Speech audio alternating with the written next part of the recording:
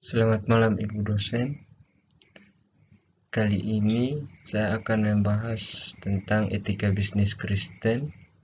Namun sebelum kita masuk dalam pembahasan, izinkan saya untuk memperkenalkan diri saya.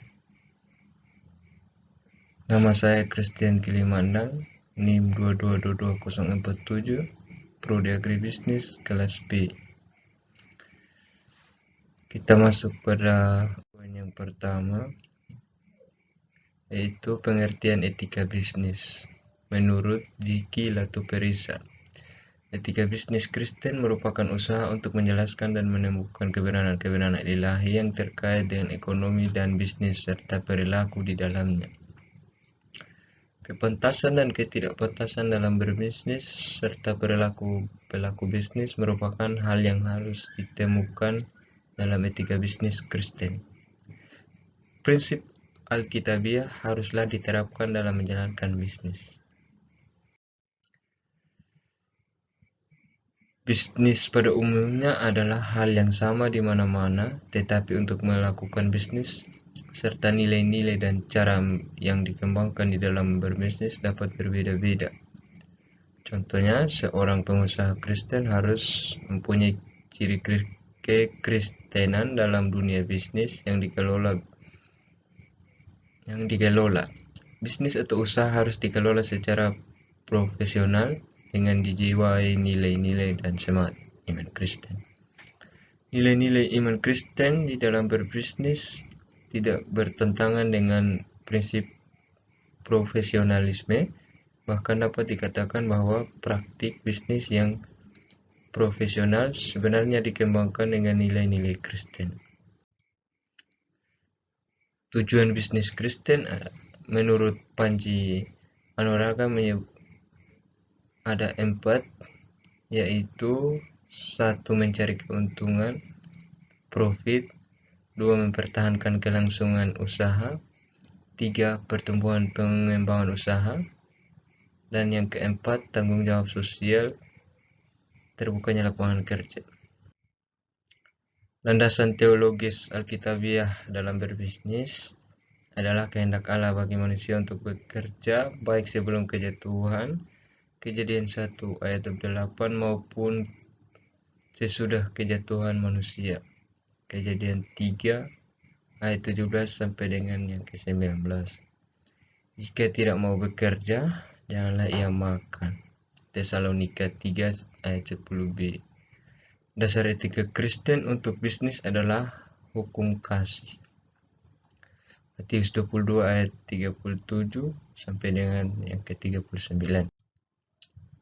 Bagian Alkitab yang menjadi dasar interpretasi teologis dari bisnis Kristen yaitu 1. Kegiatan bisnis untuk memenuhi mandat ilahi, yaitu menguasai dan melestarikan ciptaan. Terdapat pada Kejadian 1 ayat 26 sampai 28 dan Matius 2 ayat 5 sampai dengan yang ke-15. 2.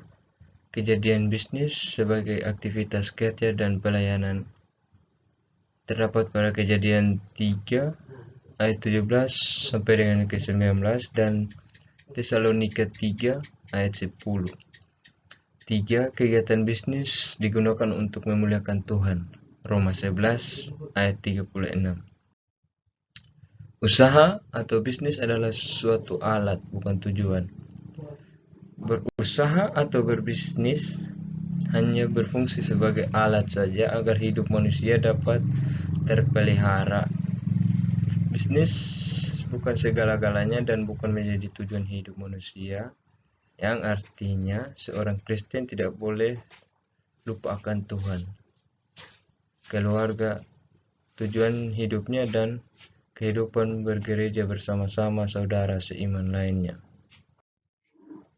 Perilaku etis dalam berbisnis secara Kristen. 1. Menjalankan bisnis yang mencerminkan Kristus. Dunia bisnis tidaklah selalu jujur, karena tiap orang Kristen wajib hidup dalam kejujuran. Keuntungan bukan satu-satunya tujuan dalam praktik bisnis, sebab bila demikian seorang yang akan berupaya menghalalkan segala cara untuk mencapai untung. 2. Menjalankan bisnis yang bertanggung jawab di dalam memproduksi, penjualan, bertanggung jawab di dalam mempromosikan dan pembayaran kewajiban dan hutang pinjaman. Pelaku bisnis mampu bekerja sama dengan orang lain dan bisa menerima masukan dari beberapa rekannya, menyediakan produk yang bermutu dengan harga yang sesuai, menghormati orang yang memberi hutang. Amsal 3 ayat 27-28.